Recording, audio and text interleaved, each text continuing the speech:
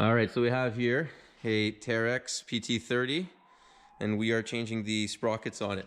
So you can see here, the issue was went unnoticed for too long, and it wore down all these nuts, and we're no longer able to change just these little bushing pieces here that go around the outside, these little things.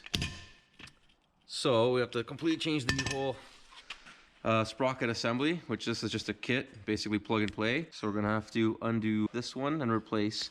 And to do that, you're gonna have to loosen up the tracks by loosening these big nuts here all the way up. And then we've come up with a little invention afterwards to try and lift up the tracks. We got a chain, and we're gonna hook up a ratchet. So that'll go on there. This is just to make it a little easier, make it a little more simple by doing that.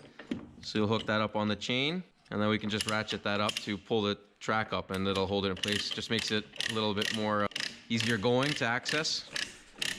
But yeah, so we're gonna go ahead and loosen all this up and remove and put in the new one. All right, so once you got your track tensioner loosened up, that's those two big nuts there on that little bar that goes from the sprocket towards the front idler there. You'll be able to slide it back and up and out of the groove that it's locked into. Tracks become loose. You can then loosen the sprocket by undoing all the bolts on it.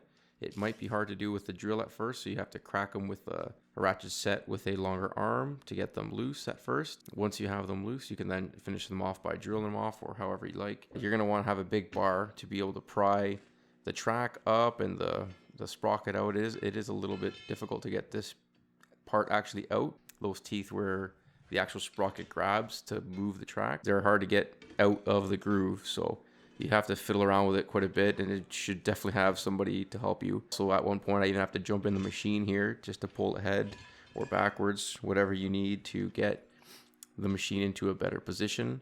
Sometimes it's a difference of having to go ahead an inch or two so that the tooth is in a different position to slide out better. So it's definitely handy to have somebody to help you with that. And again, just someone to lean on the bar or pry something while you try to get the actual sprocket in or whatever it takes. But having an extra set of hands is definitely handy for a job like this.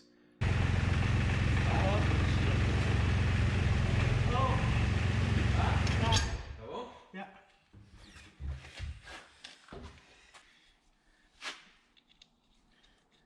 So once you do have it in, you can go ahead and fasten everything up.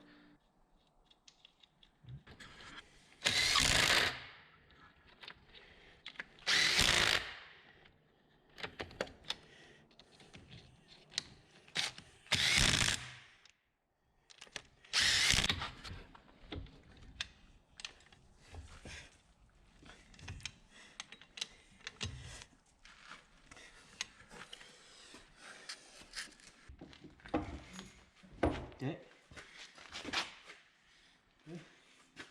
All right, so we got that all tightened up. Now this thing, it was, you can make it out there, this piece was out over here, so now it's pushed back in. So now when we tighten this, it'll push that in and stretch out the track. So that's how we again loosen this. Now by tightening this, it's going to push that in and stretch out the track. Gotta loosen our contraption first and then do that.